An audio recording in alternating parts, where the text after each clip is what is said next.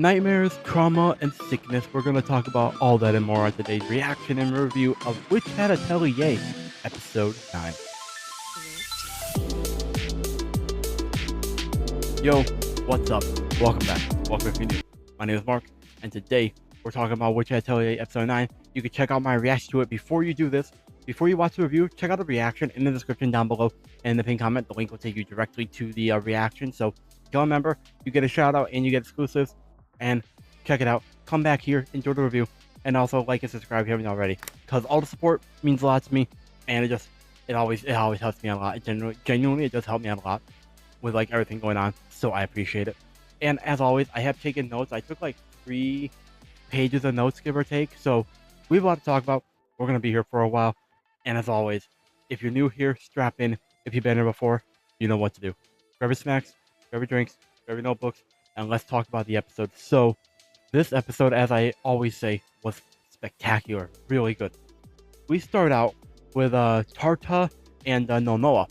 I'll get to check in with them a little bit. And Nonoa, of course, his memory was unfortunately wiped by Kifri. Although, I do wonder, what was the actual, like, amount of his memories that were erased? How were they erased specifically? Like, how much of them?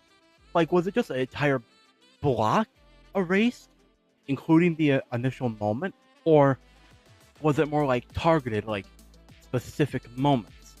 And how did he do it so fast that like Nonoa couldn't like defend himself or get Tarta's attention? That's what I'm curious about actually, is like the specifics of what actually went on in there. I'd love to know about that. But that by itself, Tarta might be too smart for his own good, because he's catching on to things slowly but surely. For example, one of the things he's catching on to. Oh, I just had a thought in regards to something else. I hope I remember to talk about it at the end of the video when we get to that point. But I just had another thought. But anyways, Tarta, he potentially put together that Kifri caused that bright flashing light that his grandfather apparently didn't know about. And so he starts questioning it. And I was worried because I wrote down the question, would Kifri erase or hurt Tarta?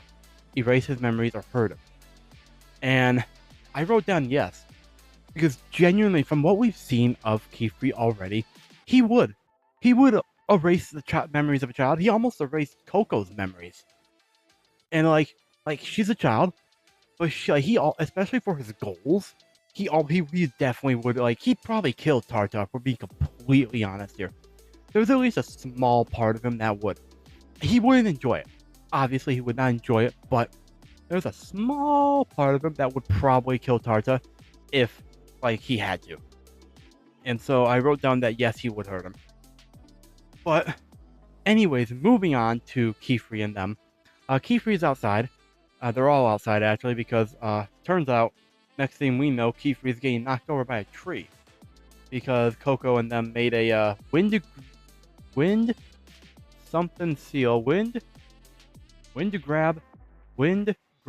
seal. I think it's grab. Wind grab seal too small the first time, then they made it too large. It really is interesting how there's like, how precise you have to be with magic to cast a spell. Although, I do wonder if there are people out there who, like, they don't have to practice. They're just, like, prodigies that, like, can, within any moment, they can write the perfect shape. I do wonder if there are people like that. I imagine there probably are, in some capacity. Like, that just go based purely on instinct and intuition. They don't practice like that. But it'd be cool to see someone like that, I think. But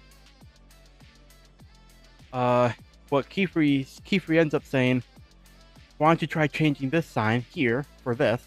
So, well, I don't know what he said exactly. I don't remember the exact phrasing he used. But basically he says that changing signs to suit your goal is what makes spells infinitely adaptable. And that's true. That is very true. It's also why I love, in any story, maybe not this story because we don't really see it that often, but like stories like the story of Wand and Sword, for example, has magic tech or things that are done with magic that don't involve combat and stuff. And like with Witch Hat Atelier also has stuff like that as well, like with the water like water pot, the special forever pot stuff as well. Like, I just love seeing so many different uses for magic and how it's utilized. It's just so cool to me how they can actually do it. But moving on from that, at one point a goat was aura farming, because of course she was. And yeah, I'm not sure why she was aura farming. I just wrote down, literally, I don't quite remember the exact scene. I just wrote down, why was the goat aura farming? I don't know why I wrote that down, but I wrote it down. I don't remember the context to it, but she was aura farming at some point. And so I was just like, yo, why is she aura farming? But anyways, we finally get to learn more about the tests and stuff like that. And how, and specifically, we actually learned quite a bit about the tests. Most of this page is dedicated to the tests. And so, first off, the witches of old have said that magic exists to make people happy. Why make our apprentices suffer through some tests? Essentially, I paraphrased a little bit, but that's basically what they're saying. Because, like, most tests don't make people happy. Most average tests don't. So, to combat that, the three wise ones made the tests into adventures that people would want to go on, and that is true. I would go on adventures if it mean I got to go. I would take a test if it meant I got to go on an adventure. That'd be cool. Why not? Although, depends on like how likely you are to die and stuff like that. But and that's neither here nor there. And so, we actually finally get to learn what the tests are. The first test is called Consent to the Crown. Display your devotion and walk beside your master. Cool. Pretty sure that's what Coco did with the Da range thing. The second test is called Sincerity of the Shield. Prove your path worthy and take up the key. I have no idea what the fuck that means. I'm gonna be so real here. I have no idea what that means. Doesn't matter right now. The third test, and this is the important test, it's called the Quarry of the KV? Grant a wish and stand alone. Now, what's important about this test is that Coco can pass the Tower of Tomes after passing this test. So this is like a halfway point for her, which makes sense because there's 5 tests. So this is a good halfway point, and it makes sense thematically as well. That like when she's halfway to being the best, that's when she can finally start progressing towards her goal in earnest more. Like thematically it makes sense as well. But like that's pretty cool. And so the fourth test, the goodwill of her grace. Now you become a teacher. Pass and you become a full-fledged witch. Which, okay, that's cool. So becoming so passing the fourth test, you become a teacher, I guess. Take on apprentices? Is there a limit to how many apprentices you can take on? Or is it just based purely on your skill? Do you register apprentices with like the Grey Hall? Like officially, I mean not like, oh, they just know that you took on apprentices, but is there like a register for apprentices? Huh. That's a good question. Now, moving back on to the third test, which is grant a wish and stand alone. There's gotta be a caveat to that, right? Like, define wish. What's considered a wish? Because, like, I wish for $1 million. That's a wish. But that's not a wish that just anyone can grant. I wish for $10. That's a wish that people can grant. I wish for a spaceship. That's not a wish anyone can grant. Like, the point I'm making is what's considered a wish. Does it have to, because like, granted, yes, magic, this is the world of magic that we're talking about as well, so there's more at play, but like, standing alone implies you gotta grant the wish all on your own without help. That much I get, I'm pretty sure that's what they're saying. The, like, granting the wish part, that's the question here.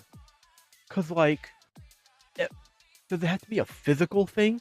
Does it have to be something metaphorical? Like, or, like, more like emotional based? Like, what are the conditions for it to be considered a wish that would count for the test? Whoops, daisy, apologies for that. Like, I don't want to harp on it because we'll be here all day if I do that. So that's the fourth test. That's the third test, actually. The fourth test was the now you become a teacher. You take on apprentices and stuff like that. And the fifth test is called the Words of the Wise. Oh, that's taking an apprentice. Wait. Okay, the fifth test is taking an apprentice. Then why is the fourth test called now you become a teacher? Oh, well. Oh, wait. Oh, I get it, I think. So the test... Wait. Do I get it? Wait, so fourth test... So, okay.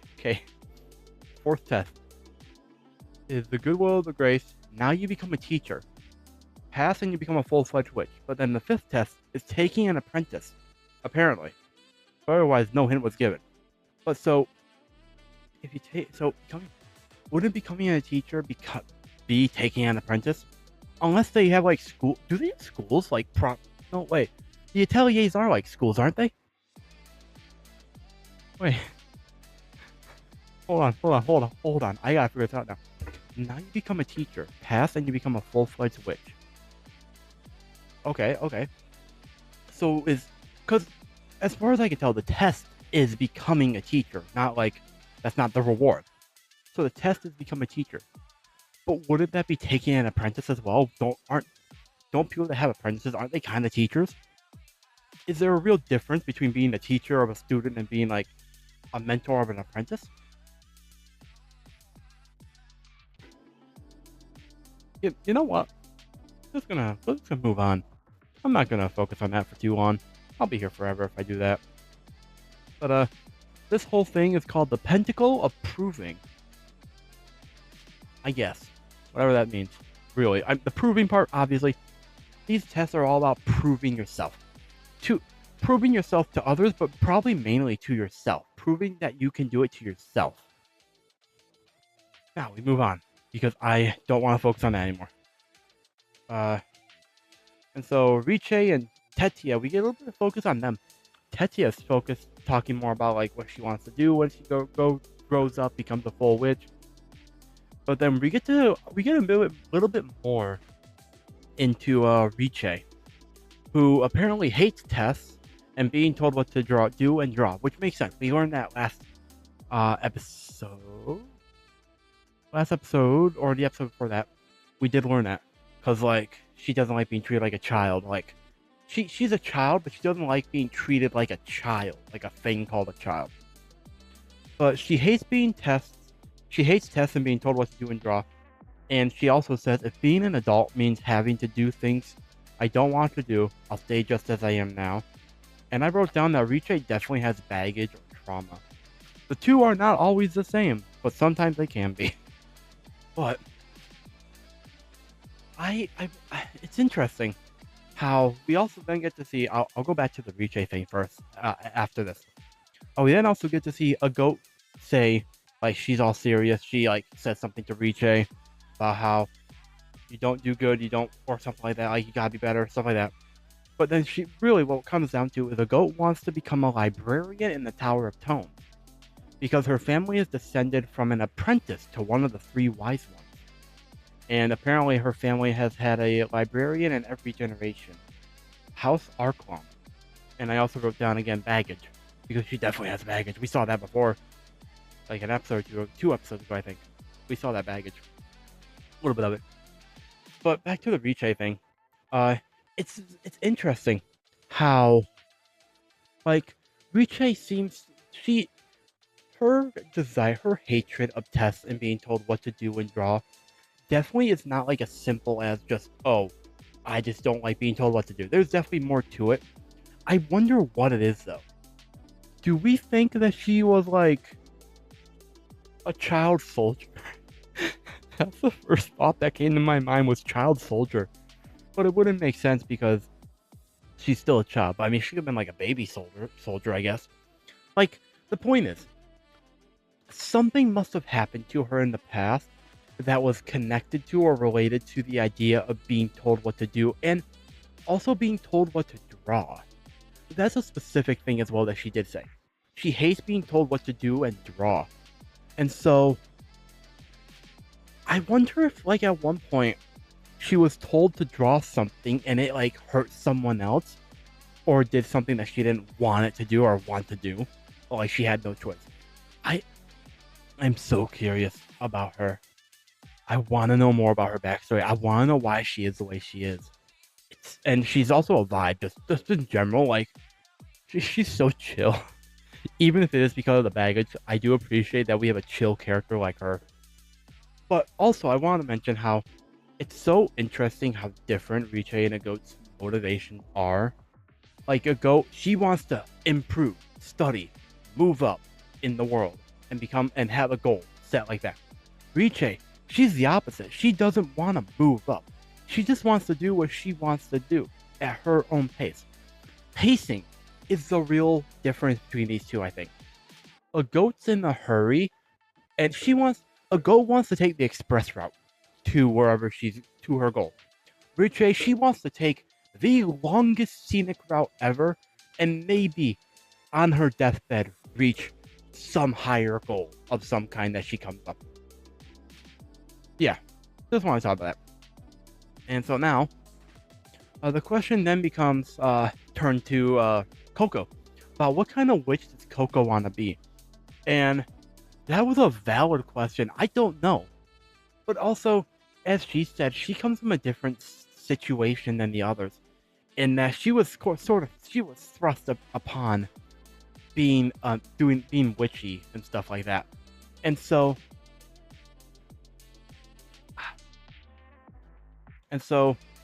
that is a valid question. But then she says that basically she already has a path that she's going down. And I wrote that she thinks she is locked into the path she has to take. And then I also wrote down she has free will to choose her path. But then I asked the very valid question of, does she really have free will? Like, what's considered free will? Is free will being able to just leave at any time, or is free will being able to just like live to an extent of how you want to live? Like, because this isn't even just about social constructs at this time. This is based purely on the idea that, like, does she have any free will at all? Like, because realistically, if she steps outside, do I think she'll immediately get captured? No. Would I put it past the Knights Morales to have someone watching the Atelier somehow, if they know where it is, watching the Atelier for her? I would not put it past them. But do I think she's going to get grabbed up immediately if she steps outside? No. But do I think that if she goes out there, even if she chooses to go out there, that she will eventually get captured on her own by either the Brim Caps or the Knights Morales? Yes. And so the point is, does she really have free will? I don't think she does. Genuinely. Sure, to an extent, you could argue that she does have some free will to choose what she does. But is it really free will if you have no other choice? Like, genuinely, like, she has free will. Technically, she could go outside and leave, probably. Actually, no, she couldn't. She couldn't, actually. Kefri would probably stop her. I just realized. She doesn't actually have free will, I don't think. I don't think Kefri would let her leave. She'd have to run away, obviously. But, like, he could probably track her down. But, so... Okay. Okay, assuming Kefri would track her down and would not let her leave, does she still have free will? I don't know. I don't think she does. Like, because technically she could leave. But... At the way she is now, she'd probably die.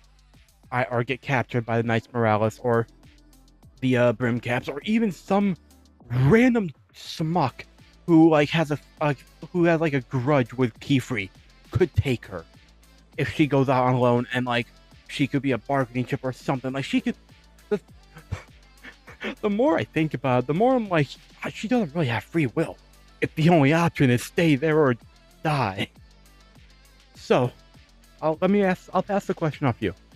Do you think Coco, genuinely, taking everything into account, do you think Coco has legitimately free will?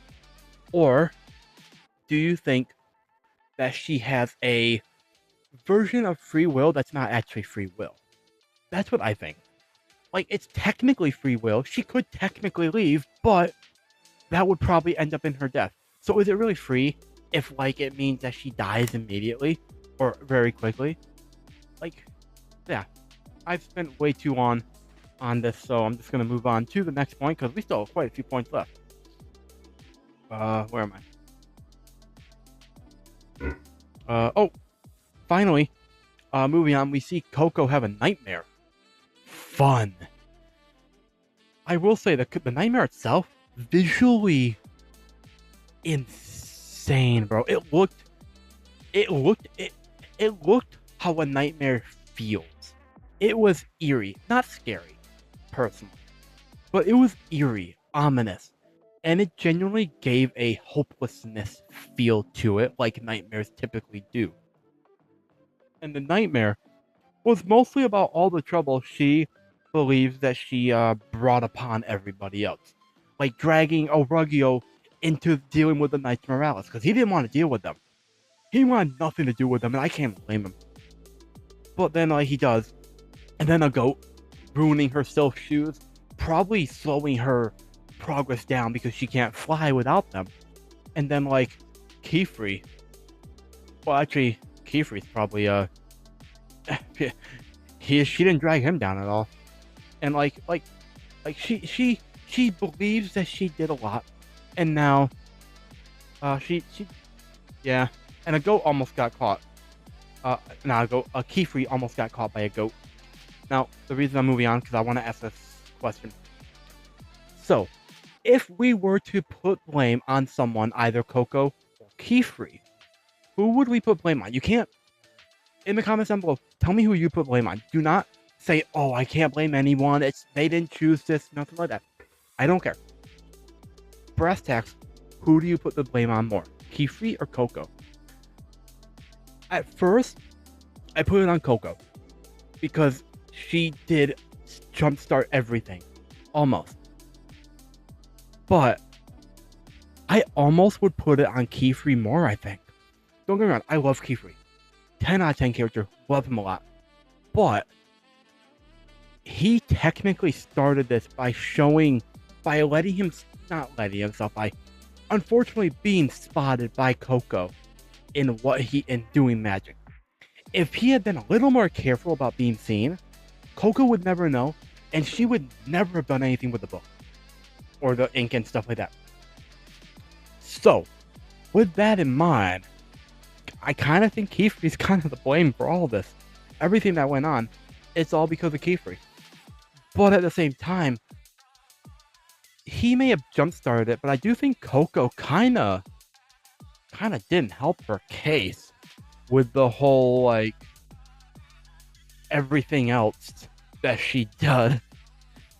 Like, she unfortunately did, whether she wanted to or not, she did bring a lot of attention to her, Keyfree, Aurugio, and all them, and put more stress on all of them. But again, she is a child, so it's like, there is some wiggle room to forgive her for that. But I do still kind of blame Keyfree at this point. I wasn't thinking about that originally, but I think we can kind of blame Keyfree for this. It's kind of his fault if you think about it really hard. Or not really hard, actually. Just think about the fact that he's the one who got caught. If he never got caught, Coco probably wouldn't know about magic until later on in the future, when she's like more of an adult, probably. Although then the question becomes, would the brim caps... No, I don't think the brim caps would have done anything. Or would they? Would the brim caps have realized that she still existed with that picture book if she never used it? That's a valid question, actually. What would happen? Would the brim caps get involved if she didn't? Okay, I'm going down a rabbit hole here. I do not want to go down next. This is already 25 minutes long, and we're not even close to done yet. We're kind of close, actually. We're like halfway, I think. But moving on, I'm surprised that Coco did not run away. Because after the nightmare, I mean, not dream. But after the nightmare, I'm surprised Coco didn't run away. Like, you'd think. Because, like, I've seen way too many main characters who would, after something like that, they'd be like, oh, I gotta run away. I'm better off on my own.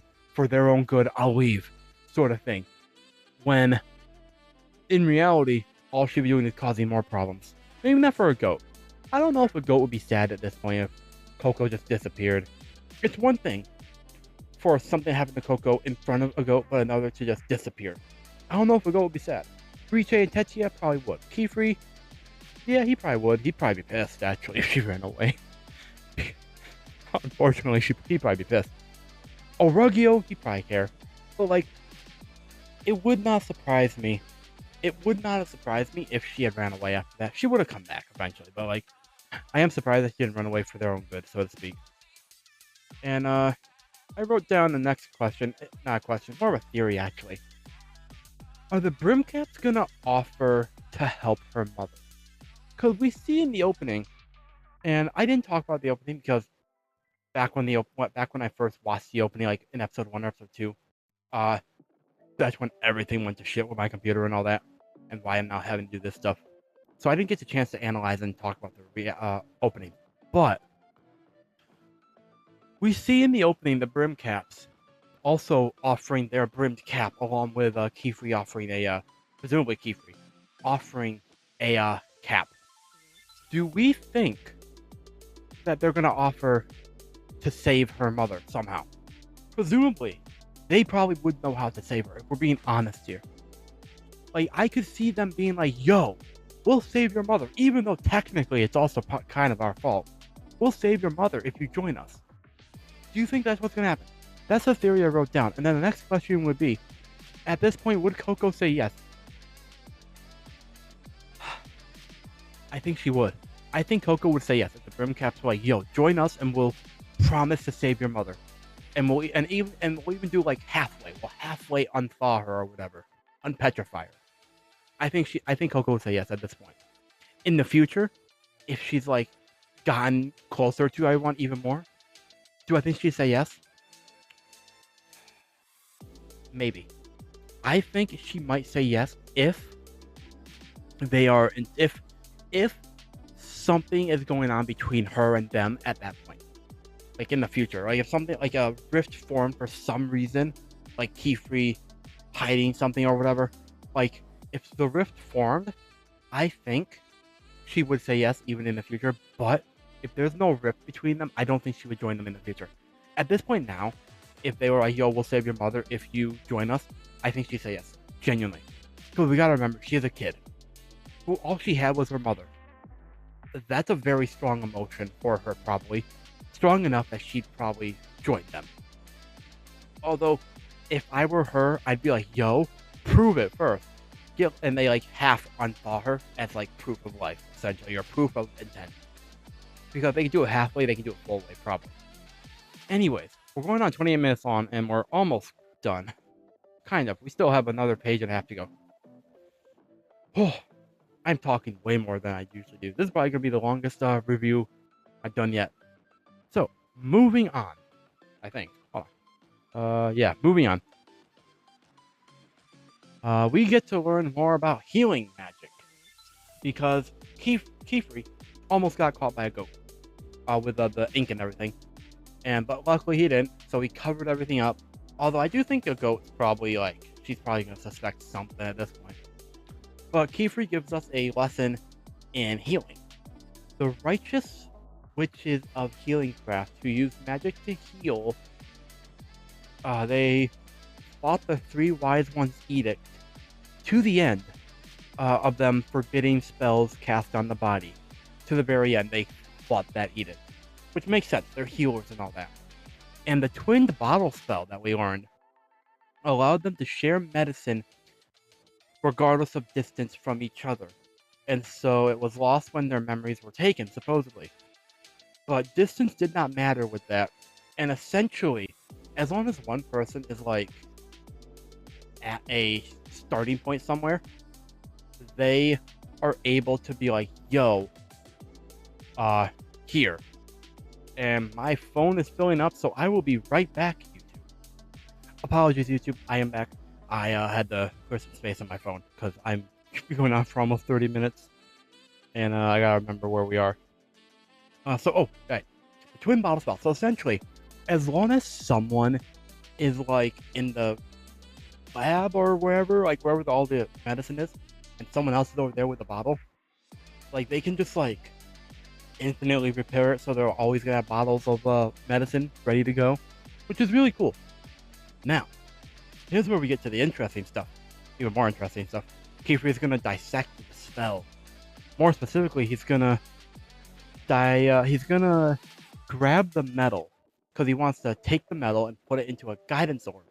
If he puts it into a guidance orb, he will then be able to track everything about them and track the location, which is and he has to hope he doesn't get caught or detected. But unfortunately, he gets caught.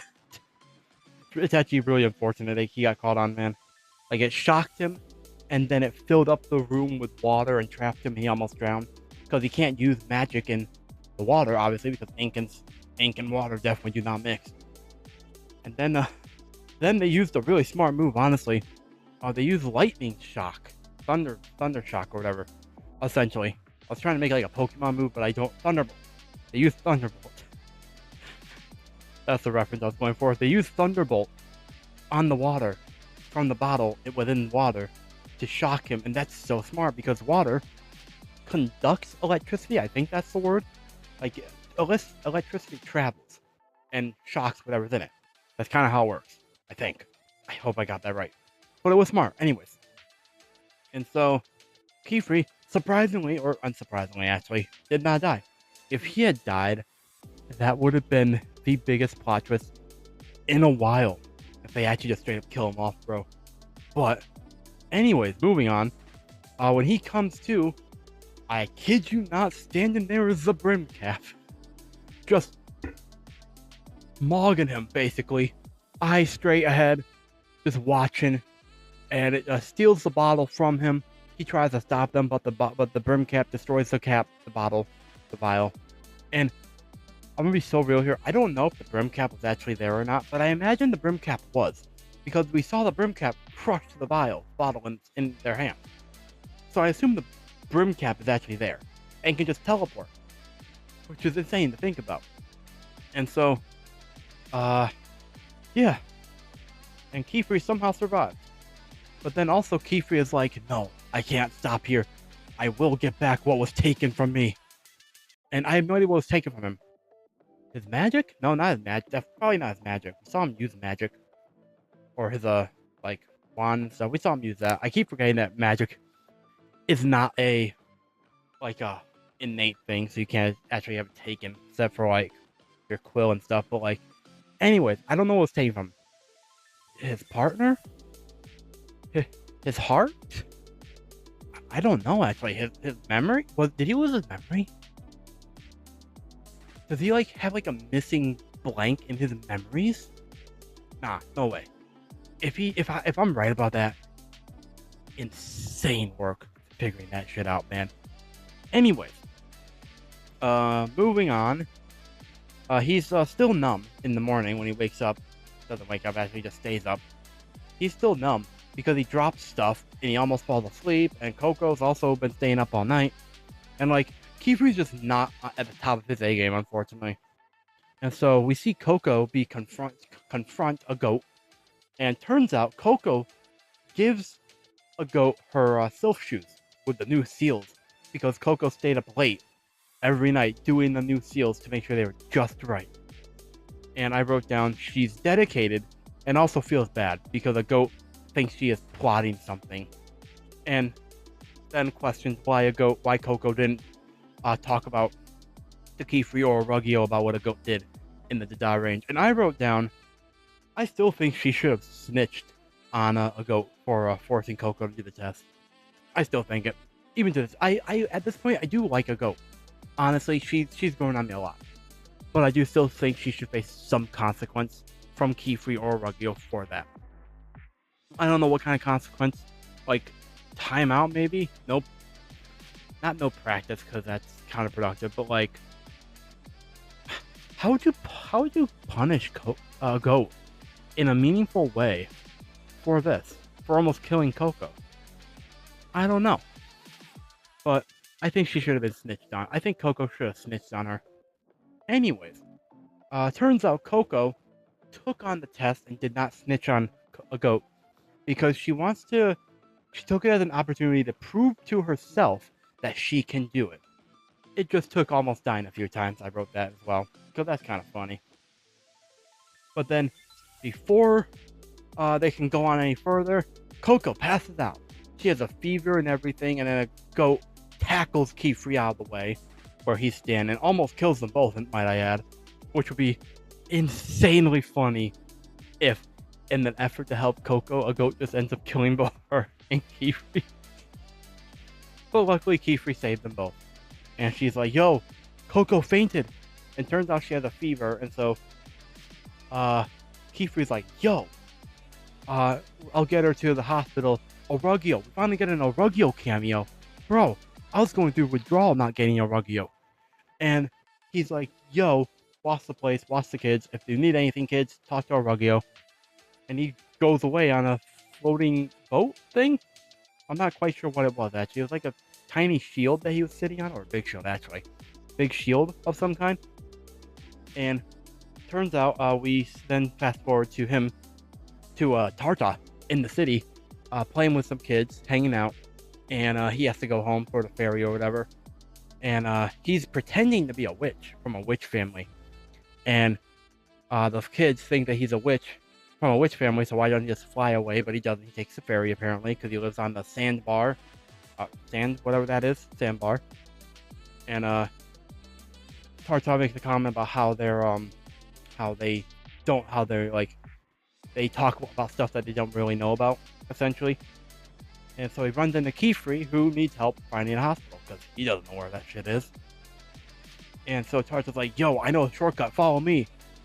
And they eventually arrive, and the animation just to get there was actually pretty good too, man. Like, this show just looks so good. And I don't talk about it enough, I don't think, but it just looks really good. And so Keyfree gets her to the doctor, and I hope she lives. If she doesn't live, well, we still got 3 more characters to follow in a goat, Tetia and Riche. And Keyfree, I guess. But just before the episode ends, Tarta's like, yo, I have a question for you that I've been wanting to ask you. But before he can ask, the episode ends. And originally, I assumed that the question was going to be about if he can become a witch, even though he has the silver wash syndrome. But what if he's going to be bold and ask about what he did to the Master Nonoa? Like, I wouldn't put it past Tarta, but also I think Tarta's smart enough. He's not going to ask outright. He knows it's a dangerous situation to ask about. But that's where the episode ends. And as I said, always, it was really good. Bro, the fact that we're on episode 9, we have like 4 episodes left to go. It's, 10, 11, 12, 3 episodes to go. I can't count. But like, the fact that we have 3 episodes left to go is insane. Because like, I've been enjoying this nonstop. And like, I am really excited to see how this series ends. The season, I mean, not series. I am curious how the series ends, but I think the manga's still ongoing.